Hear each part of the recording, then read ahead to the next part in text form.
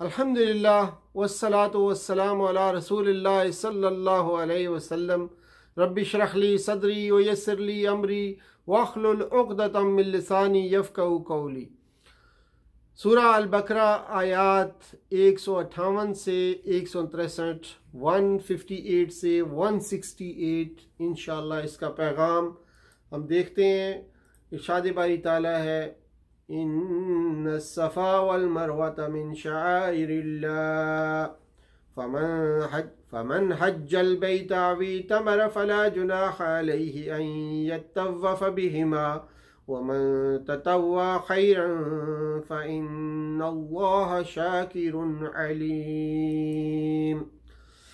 पहले जिक्र था तावील इलाल काबा का और काबा का सब किबलों से अफजल होने का। अब इसके महल अदाए हज उम्रा होने को बयान फरमाते हैं, या यूं कहिए कि इससे पहले सबर की फजीलत मज़कूर थी।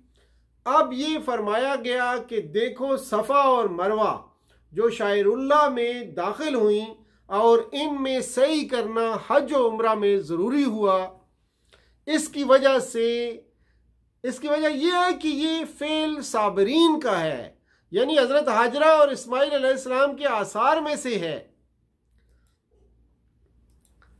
सफ़ा साफ और मुलायम पत्थर को कहते हैं, मरवा सफ़ेद और चमकदार पत्थर को कहते हैं जिससे आग निकलती है। आसिम बिन सलमान कहते हैं कि मैंने अनस बिन मालिक से इस आयत के बारे में पूछा तो उन्होंने कहा कि इब्तिदाए इस्लाम में हम इसे जाहिलियत की रस्म समझते थे, लिहाजा इसे छोड़ दिया। तब यह आयत नाज़िल हुई। बुखारी में ये बात जो हमारे सामने आती है।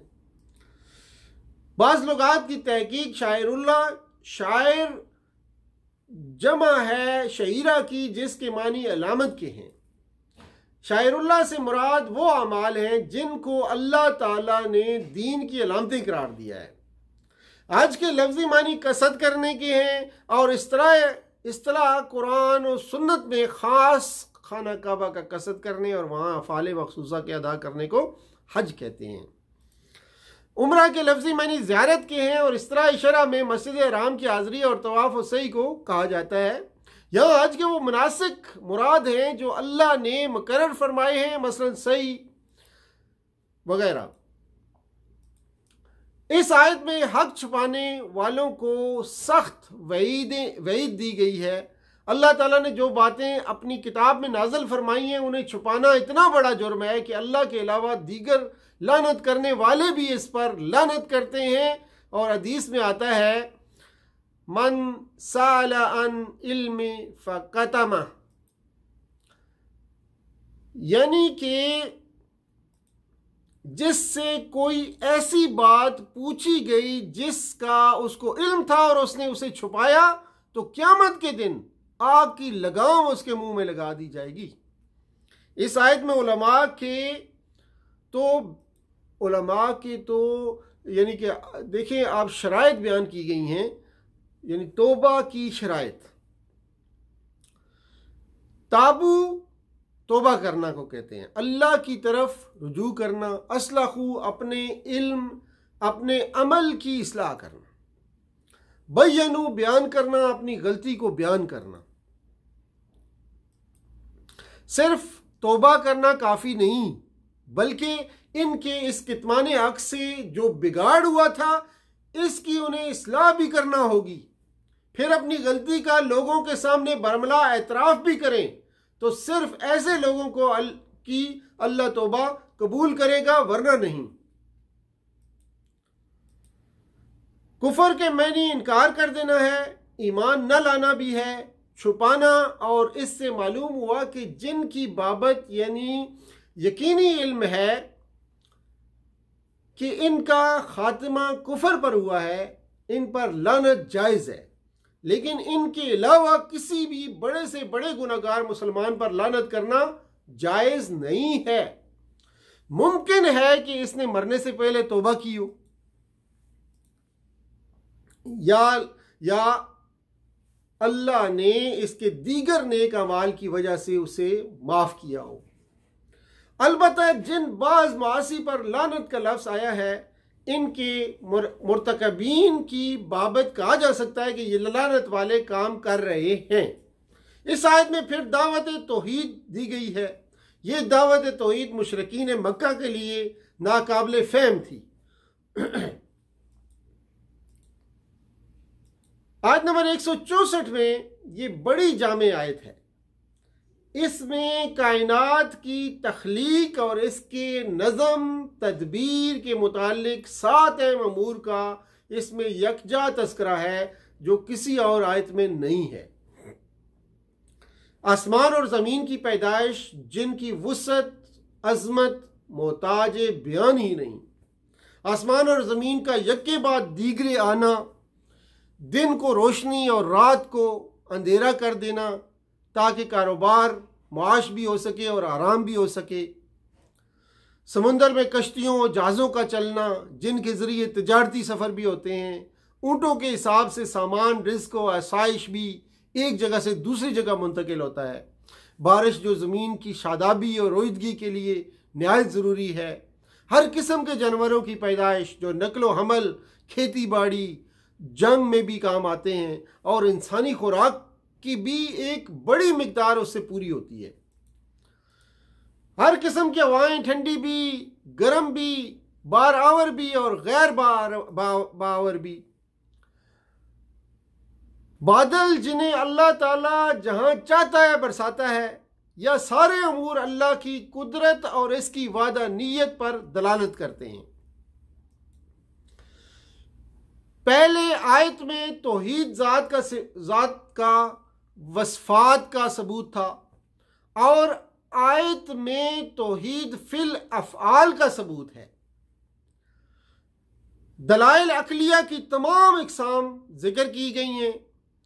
जैसे मसलन अगर बयान करें उलूमा, सफलिया, वस्तिया, ज़मानिया, बरिया, बहरिया, मायात, नबातात, हैवानात, जमादात, ये सारी जो है दलाइल अक़लिया की मुख्तलिफ़ अक़साम हैं। ये सब बयान हुई हैं यहाँ पे। और फुल की बात हुई, तजरी फुलकुल्लती तजरी फिल बहरे बिमा यनफ़उन नास, इशारा तजारत की तरफ। वमा अंज़लल्लाहु मिनस समा से इशारा है ज़रात की तरफ। बस सफ़िया मिन कुल्ल दाअब्बा, इशारा है मवेशी के ज़रिए कस्ब माश का, ऊँट, गाय, बकरी वगैरह। बैन समाए वल अर्द से मुराद इंसान है। गोया असबाब माश तमाम के तमाम इस आयत से बज़रिया अकल इंसानी निकलते हैं। खलकल अर्द का मुख्तलिफ हैतों में आना, इसका इशारा मादनियात की तरफ है। खलकत समावात में मौसमों का, फसलों के तगय्युर व तबद्दल की तरफ इशारा है।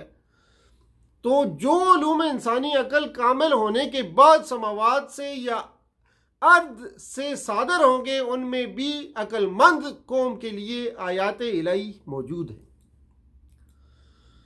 मज़कूरा दलाइल वाज़े और बराहीन कातिया के बावजूद ऐसे लोग हैं जो अल्लाह को छोड़कर दूसरों को उसका शरीक बना लेते हैं और उनसे इसी तरह मोहब्बत करते हैं जिस तरह वो अल्लाह से मोहब्बत करनी चाहिए थी।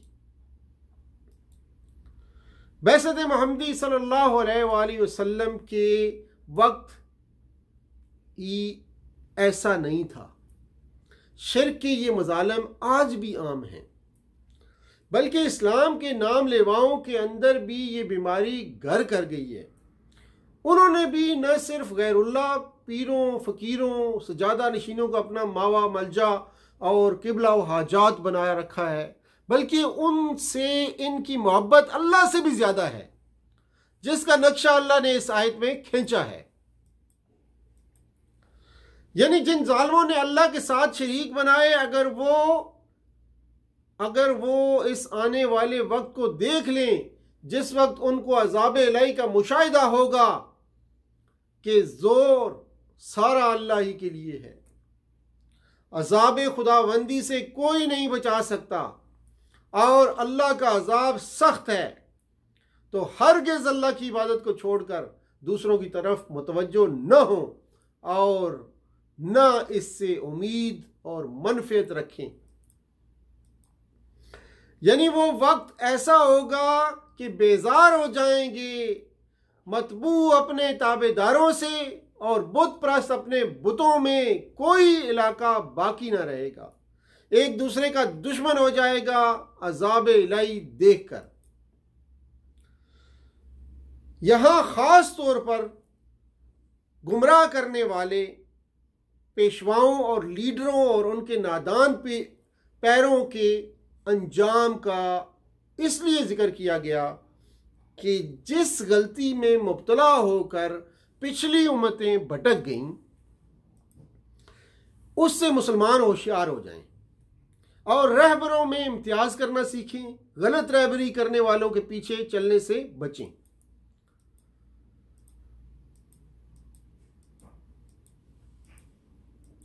तो अल्हम्दुलिल्लाह ये चंद आयात थीं जो आज हमने मुताला की, इसी पे इक्तफ़ा करते हैं। व आखिर दावाना अनिल हम्दुलिल्लाहि रब्बिल आलमीन, वस्सलामु अलैकुम व रहमतुल्लाहि व बरकातहू।